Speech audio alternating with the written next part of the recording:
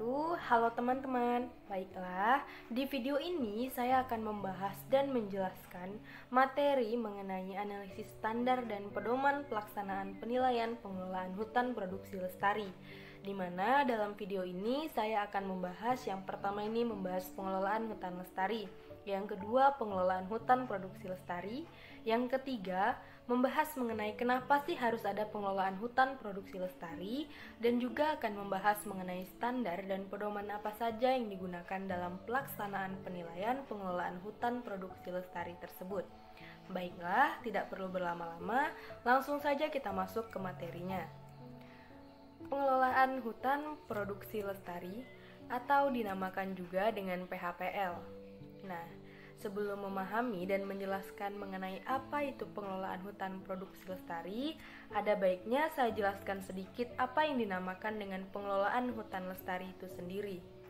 Jadi, pengelolaan hutan lestari merupakan pengelolaan hutan yang menjamin keberlanjutan fungsi dan manfaat sumber daya hutan dengan tetap memperhatikan dan mempertahankan fungsi ekonomi, fungsi sosial, dan fungsi ekologi hutan.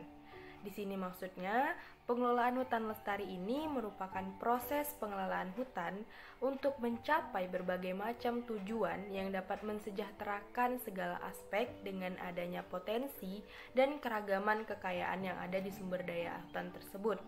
Jadi, dengan adanya pengelolaan hutan lestari ini diharapkan untuk meminimalkan dampak negatif dari adanya pengurangan nilai dari potensi dan kekayaan sumber daya hutan tersebut. Selanjutnya, masuk mengenai pengelolaan hutan produksi lestari. Apa sih yang dinamakan dengan pengelolaan hutan produksi lestari itu? Jadi, pengelolaan hutan produksi lestari ini merupakan perwujudan dari konsep pembangunan berkelanjutan di bidang kehutanan yang memerlukan sistem pengelolaan hutan produksi yang dapat menjamin kelestarian fungsi produksi, fungsi ekologi, dan fungsi sosial hutan. Pengelolaan hutan lestari ini mencakup usaha-usaha yang dapat meminimalkan dampak negatif dari pengelolaan hutan sehingga dapat tercapai fungsi hutan yang lestari. Mungkin akan muncul pertanyaan dari teman-teman, kenapa sih harus ada PHPL? Nah, jadi PHPL ini penting dengan beberapa keuntungannya. Yang pertama, itu untuk mendapatkan pemerintah itu dapat menentukan unit pengelola hutan serta industrinya yang memenuhi standar persyaratan minimum dari pengelolaan hutan lestari. Kemudian yang kedua, dapat menyebabkan pasar internasional green buyers itu dapat menentukan produk kehutanan yang ramah sosial dan juga lingkungan. Yang ketiga, dapat menyebabkan tekanan kepada lembaga keuangan terhadap para investor untuk membangun green image. Kemudian yang keempat, menyebabkan jaminan pasar bagi produsen produk kehutanan yang ramah sosial dan juga ramah lingkungan. Yang kelima, dengan adanya PHPL ini dapat mengurangi resiko dari dampak sosial dan lingkungan dalam jangka panjang. Dan yang terakhir, dengan adanya PHPL ini dapat memperbaiki dan meningkatkan kinerja para unit pengelola dalam pengelolaan hutan lestari. Dengan adanya penerapan dari standar pengelolaan hutan produksi lestari, juga diharapkan dapat mengurangi laju kerusakan hutan yang merupakan imbas dari pembalakan kayu serta dapat mengurangi aktivitas dari pembalakan liar tersebut. Pengelolaan hutan lestari ini benar-benar memiliki peran yang sangat penting. Karena apa? Karena dengan pengelolaan hutan produksi lestari ini dapat menjaga kelangsungan hutan di Indonesia agar tetap produktif dan kelestariannya dapat terjaga dengan seharusnya. Nah, teman-teman, dengan adanya pengelolaan hutan produksi lestari yang memiliki tujuan untuk mencapai fungsi hutan yang lestari serta mensejahterakan masyarakat, maka untuk memaksimalkan tujuan dari konsep yang ada dari pengelolaan hutan produksi lestari ini, tentunya diperlukan beberapa aspek penting yang harus dipenuhi, di mana aspek tersebut yaitu yang pertama adalah aspek kepastian dan keamanan sumber daya hutan, yaitu aspek berupa kemantapan dan kepastian hukum dalam pengendalian perencanaan pengelolaan yang telah disahkan secara yuridis atau secara hukum. Kemudian yang kedua ada aspek kesinambungan produksi, yaitu aspek penetapan sistem silvikultur yang sesuai dengan kondisi hutan untuk melaksanakan produksi berdasarkan cara penebangan dan penyaratan, kemudian pembukaan wilayah hutan, inventarisasi tegakan, dan pemeliharaan tegakan yang tertinggal. Kemudian yang ketiga itu ada aspek konservasi flora, fauna, dan keanekaragaman hayati atau aspek konservasi ekologi dan lingkungan, yaitu aspek dengan adanya dokumen rencana pengelolaan lingkungan, rencana pemantauan lingkungan, serta anggaran pelaksanaan sesuai dengan analisis dampak lingkungan. Kemudian yang keempat ada aspek manfaat ekonomi bagi pembangunan bangsa dan aspek penyediaan kemampuan sumber daya manusia atau disebut juga dengan manfaat sosial, ekonomi, dan budaya, yaitu aspek kemampuan sumber daya manusia dalam hal profesionalisme kerja, kesejahteraan masyarakat, serta kesempatan kerja bagi karyawan dan masyarakat yang tinggal di sekitar hutan. Kemudian yang kelima ada aspek kelembagaan, yaitu aspek ketentuan dari Kementerian Kehutanan dan organisasi perusahaan hak pengusahaan hutan untuk tersedianya tenaga profesional secara nyata dalam memperbaiki. Nah teman-teman, selain adanya aspek yang dapat mendorong perwujudan dari konsep pengelolaan hutan produksi lestari tersebut, pengelolaan hutan produksi lestari ini untuk keberhasilannya juga dipengaruhi oleh beberapa faktor. Faktor-faktor tersebut yaitu yang pertama ada kebijakan dan komitmen nasional beserta kebijakan ekonomi nasional. Yang kedua ada faktor dukungan masyarakat terhadap kebijakan dari pengelolaan hutan lestari itu sendiri. Kemudian yang ketiga ada faktor dalam hal tersedianya struktur pemerintahan yang dapat menjamin dan mendukung pelaksanaan kebijakan dan komitmen pengelolaan hutan lestari. Kemudian yang keempat itu ada faktor tersedianya kapasitas yang cukup dalam bentuk serta jumlah sumber daya manusia yang berkualitas dan memiliki komitmen yang tinggi. Dan faktor yang terakhir itu ada investasi atau penanaman modal yang cukup dalam perencanaan dan pengelolaan sumber daya hutan. Selain beberapa aspek dan faktor tersebut, peraturan perundang-undangan yang membahas mengenai pengelolaan hutan produksi lestari ini juga diterbitkan sejak tahun 1993 dan perubahannya hingga saat ini, di mana salah satu undang-undang yang menjelaskan itu adalah Undang-Undang Nomor 41 Tahun 1099 tentang Kehutanan yang memberi pernyataan bahwa hutan memiliki 3 kategori utama, yaitu hutan konservasi, hutan lindung, dan hutan produksi. Dan pengelolaan hutan produksi lestari memiliki peran untuk menjaga kelangsungan dan kelestarian dari kategori hutan yang ada di dalam undang-undang tersebut. Dari standar pengelolaan hutan produksi lestari ini sudah sesuai yang diinginkan atau belum? Berikut akan saya bahas permasalahan tersebut, di mana dengan adanya proses pengelolaan hutan produksi lestari melalui kegiatan ini, itu berguna untuk terus memperbaiki kualitas dan kemantapan kerja para pengelola sehingga dapat tercapai penerapan yang diinginkan dan sesuai dengan konsep serta tujuan dari pengelolaan hutan produksi lestari. Nah, dalam mengukur tingkat kinerja dari pengelolaan hutan produksi lestari ini diperlukan yang namanya standar dan pedoman, di mana standar dan pedoman tersebut digunakan untuk proses penilaian kerja pengelola PHPL oleh lembaga penilai atau asesor yang independen. Proses penilaian tersebut lebih dikenal sebagai proses sertifikasi, di mana unit pengelola hutan yang lulus itu akan mendapatkan sertifikat sebagai bukti pengakuan bahwa telah melakukan PHPL.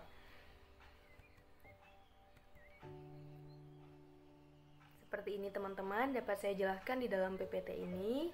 Nah selanjutnya, hingga saat ini sudah ada beberapa standar dan pedoman penilaian kinerja dalam pengelolaan hutan produksi lestari, di mana standar tersebut dibedakan menjadi 2, yaitu standar pengelolaan hutan produksi lestari yang bersifat wajib atau mandatori, yaitu standar yang diatur melalui peraturan pemerintah, peraturan Menteri Kehutanan, dan peraturan Direktur Jenderal Bina Usaha Kehutanan.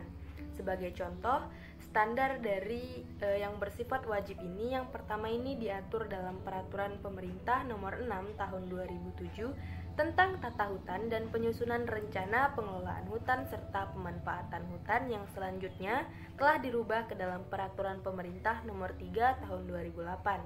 Kemudian yang kedua, itu terdapat dalam Peraturan Menteri Kehutanan Republik Indonesia Nomor P38/Menhub 2/2009 tentang standar dan pedoman penilaian kinerja pengelolaan hutan produksi lestari dan verifikasi legalitas kayu pada pemegang izin atau pada hutan hak. Kemudian yang ketiga, terdapat dalam Peraturan Menteri Kehutanan Republik Indonesia Nomor P63/Menhub 2/2011 tentang perubahan atas Peraturan Menteri Kehutanan Nomor P38/Menhub 2/2009 tentang standar dan pedoman penilaian kinerja pengelolaan hutan produksi lestari dan verifikasi legalitas kayu pada pemegang izin atau pada hutan hak. Kemudian yang keempat, ini terdapat dalam Peraturan Direktur Jenderal Bina Usaha Kehutanan Nomor P8/6/BPPH tahun 2011 tentang standar dan pedoman pelaksanaan penilaian kinerja dari hutan produksi lestari dan verifikasi legalitas kayu. Nah, sedangkan yang kedua, ini ada standar yang bersifat voluntary atau yang bersifat sukarela, yaitu standar yang diatur melalui lembaga-lembaga, di mana yang pertama ini terdapat dalam Lembaga Ekolabel Indonesia, yaitu lembaga yang mengembangkan sistem dan standar sertifikasi untuk hutan alam, hutan tanaman, dan pengelolaan hutan berbasiskan masyarakat.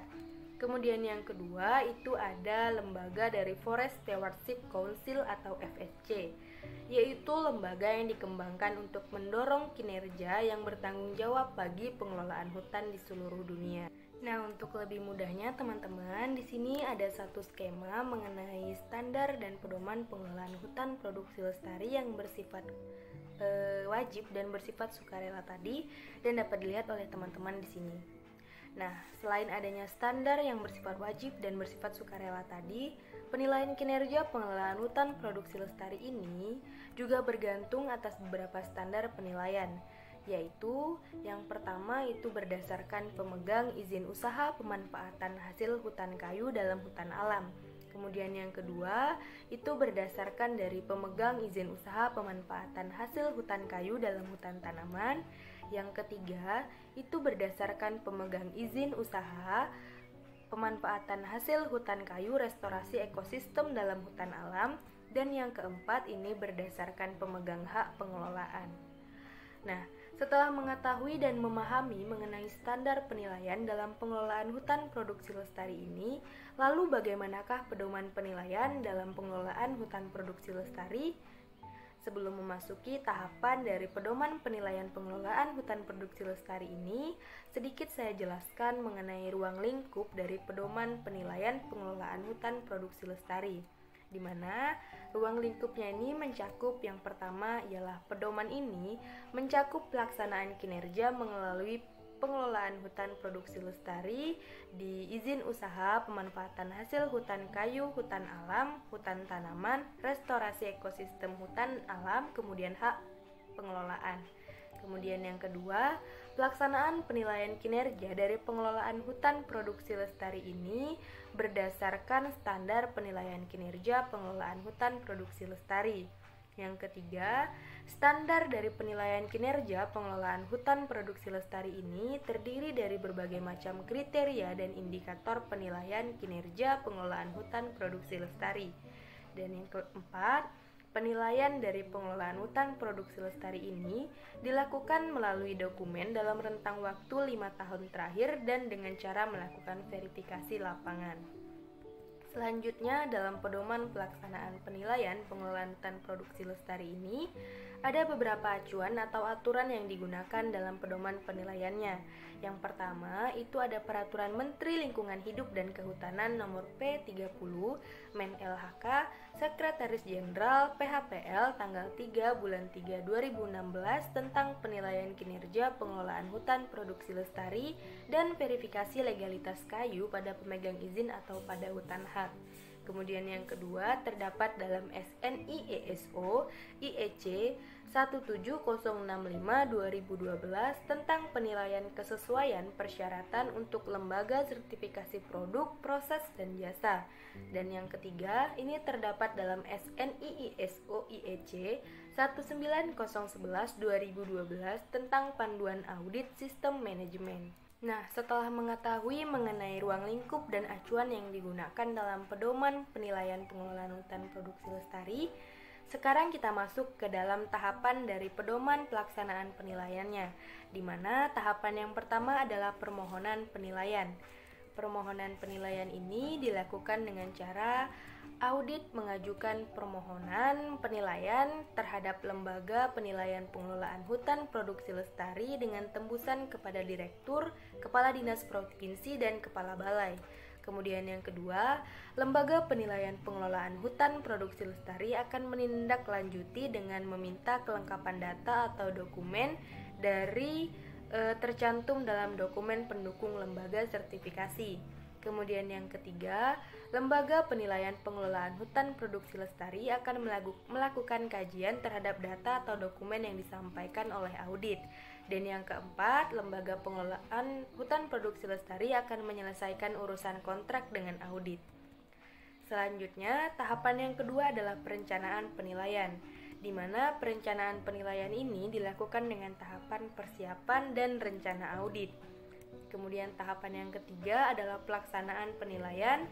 Pelaksanaan penilaian ini dilakukan dengan audit tahap 1, yaitu audit yang dilakukan dengan cara penilaian dengan beberapa tahapan kegiatan, yaitu verifikasi dokumen, mempelajari kondisi lapangan audit, melaksanakan diskusi dengan audit untuk persiapan audit pada tahap 2, dan lain-lain.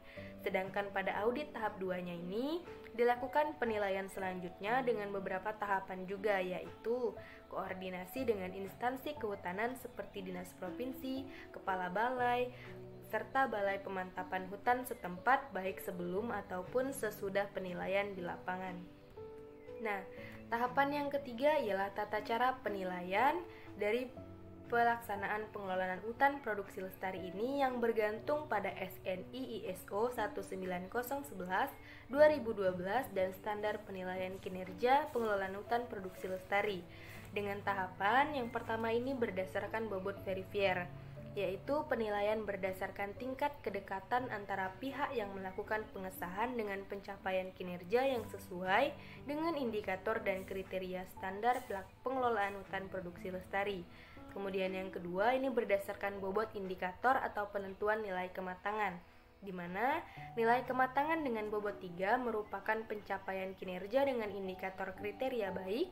Kemudian nilai kematangan dengan bobot 2 itu pencapaian kinerjanya dengan indikator kriteria sedang, dan nilai kematangan dengan bobot 1 itu pencapaian kinerjanya dengan indikatornya itu kriteria yang buruk. Setelah itu tahapan selanjutnya adalah penentuan nilai akhir kinerja, di mana nilai akhir kinerja ini ditentukan dengan beberapa indikator nilai. Yang pertama, indikator nilai dikatakan baik jika total yang dicapai itu 80% dari total nilai maksimum tanpa adanya verifier bernilai buluk yang lebih mendominasi. Kemudian yang kedua, indikator akan dikatakan nilai sedang jika total nilai yang dicapai itu 60 hingga 80% dari total nilai maksimum tanpa adanya verifier yang buruk yang mendominasi.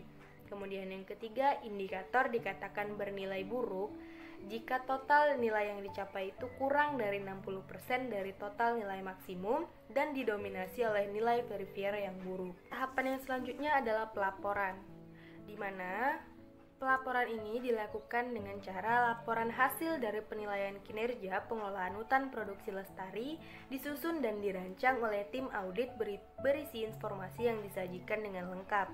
Kemudian yang kedua, laporan akhir kinerja dari pengelolaan hutan produksi lestari akan disajikan dalam bentuk buku ataupun file online di dalam CD. Kemudian yang ketiga, jika hasil kinerja berada pada tingkat yang buruk, maka akan disampaikan oleh lembaga penilaian pengelolaan hutan produksi lestari dengan fakta dan bukti yang jelas yang ditemukan dalam dokumen yang dievaluasi. Kemudian yang keempat, penyampaian data serta dokumen audit yang belum dilengkapi itu paling lambat terkumpul 7 hari setelah pertemuan penutupan. Kemudian tahapan selanjutnya adalah pengambilan keputusan. Pengambilan keputusan ini dilakukan oleh pihak yang merupakan bagian dari lembaga penilaian pengelolaan hutan produksi lestari. Nah, untuk audit yang dinyatakan lulus apabila mendapatkan nilai kinerja ini paling tidak dengan indikator sedang. Dan pada saat itu, lembaga penilaian pengelolaan hutan produksi lestari akan memberikan sertifikat pengelolaan hutan produksi lestari serta membuat kontrak dengan audit. Nah, jika audit yang dinyatakan tidak lulus, itu akan diberikan kesempatan untuk aju banding. Dan jika terdapat pengajuan banding, maka keputusan penilaian ini akan dinyatakan paling lambat 76 hari setelah pertemuan pembukaan observasi lapangan. Sedangkan jika tidak terdapat pengajuan banding, maka keputusan penilaian paling lambat itu 42 hari setelah observasi lapangan. Untuk pengumuman dari keputusan nilai itu akan diumumkan melalui web Lembaga Penilaian Pengelolaan Hutan Produksi Lestari dan web Kementerian. Selanjutnya masuk ke tahap penerbitan sertifikat, di mana sertifikat pengelolaan hutan produksi lestari ini diberikan kepada audit yang memiliki nilai akhir kinerja paling rendah itu sedang. Kemudian, jika hasil dari audit ini memiliki penilaian kinerja yang buruk, tetapi dia memenuhi syarat dalam legalitas kayu, maka akan diberikan sertifikat legalitas kayu. Untuk audit yang diberikan sertifikat legalitas kayu tadi, jika telah melakukan aju banding dan dinyatakan lulus, maka akan diberikan sertifikat pengelolaan hutan produksi lestari dan sertifikat legalitas kayu itu tidak akan berlaku lagi. Sertifikat dari pengelolaan hutan produksi lestari ini berisikan data-data berupa nama audit, lokasi, nomor izin, kemudian nama lembaga penilaian pengelolaan hutan produksi lestari yang ditentukan dengan logo Komite Akreditasi Nasional. Nah, di sini, jika audit ini memiliki areal atau lokasi pekerjaan itu lebih dari satu, maka akan diterbitkan satu sertifikat pengelolaan hutan produksi lestari dengan syarat audit tersebut memiliki nilai dengan indikator paling rendah itu sedang di setiap areal atau lokasi pekerjaannya. Nah, kemudian, jika telah diberikan sertifikat pengelolaan hutan produksi lestari, ini diperlukan perbedaan antara sertifikat pengelolaan hutan produksi lestari dan sertifikat pengelolaan hutan produksi lestari yang sudah tidak berlaku lagi. Nantinya, Lembaga Penilaian Pengelolaan Hutan Produksi Lestari akan menerbitkan dan mempublikasikan informasi mengenai penerbitan, mengenai perubahan atau pembekuan sertifikat pengelolaan hutan produksi lestari ini melalui web Lembaga Penilaian Pengelolaan Hutan Produksi Lestari dan web Kementerian. Setelah dilakukan penerbitan sertifikat, maka selanjutnya akan dilakukan penilikan. Setelah penerbitan sertifikat pengelolaan hutan lestari, audit akan melaksanakan penilikan atau pemeriksaan bergantung dan sesuai dengan standar penilaian kinerja dari pengelolaan hutan produksi lestari yang membahas mengenai indikator dan kriteria yang sesuai dengan penilaian kinerja awal melalui proses penilaian langsung di lapangan. Selanjutnya, akan ada tahapan mengenai resertifikasi. Resertifikasi ini merupakan tahapan sertifikat pengelolaan hutan produksi lestari yang dilakukan sebelum masa berlaku dari sertifikat pengelolaan hutan produksi lestari tersebut berakhir. Selanjutnya, jika telah dilakukan penerbitan sertifikat, penilikan, dan resertifikasi, maka sertifikat yang diterbitkan tadi juga dapat mengalami pembekuan dan pencabutan, di mana pembekuan sertifikat terjadi dikarenakan pemegang sertifikat pengelolaan hutan produksi lestari tidak menerima dan tidak ingin dilakukan pemeriksaan sesuai dengan waktu yang telah ditentukan. Sedangkan untuk pencabutan itu juga dapat terjadi jika pemegang sertifikat pengelolaan hutan produksi lestari tidak menerima untuk dilakukan pemeriksaan setelah 3 bulan ditetapkan penilaian keputusan kinerja, atau sertifikat tersebut juga dapat dicabut jika pemegang sertifikat melakukan tindakan yang melanggar hak asasi manusia dan tindakan yang tidak sesuai lainnya. Setelah dilakukan pembekuan dan pencabutan, maka akan ada tahapan mengenai transfer sertifikasi, yaitu sertifikat pengelolaan hutan produksi lestari yang diterbitkan dan dikeluarkan oleh Lembaga Penilaian Pengelolaan Hutan Produksi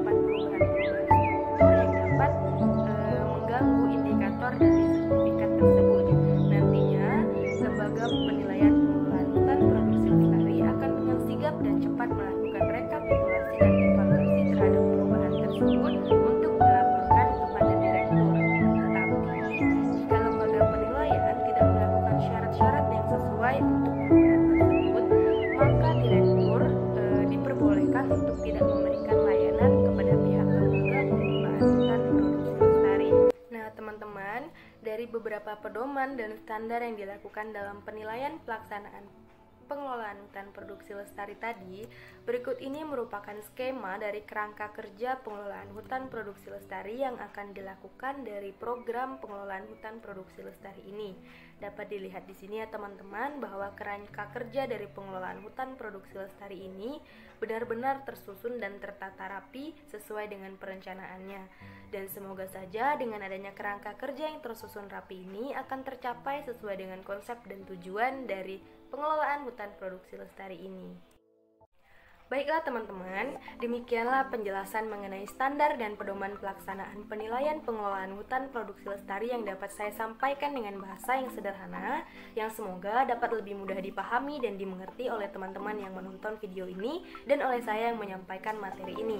Di akhir video ini, saya akan menyampaikan sedikit kesimpulan mengenai pengelolaan hutan produksi lestari ini, yaitu pengelolaan hutan produksi lestari merupakan perwujudan dari konsep pembangunan berkelanjutan di bidang kehutanan yang memerlukan sistem pengelolaan hutan produksi yang dapat menjamin kelestarian fungsi produksi, fungsi ekologi, dan fungsi sosial hutan.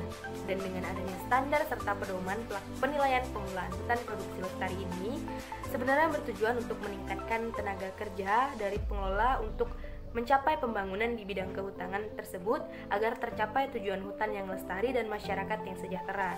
Jadi, dengan adanya pengelolaan hutan produksi lestari ini tidak hanya diharapkan dapat meningkatkan kinerja dari para pengelola, tetapi juga diharapkan untuk meningkatkan kualitas serta kemampuan dari para pengelola tersebut untuk meningkatkan kinerjanya yang bermutu dan berkualitas tinggi. Demikianlah video yang dapat saya sampaikan. Saya ucapkan terima kasih dan maaf jika terdapat banyak kekurangan. Wassalamualaikum warahmatullahi wabarakatuh.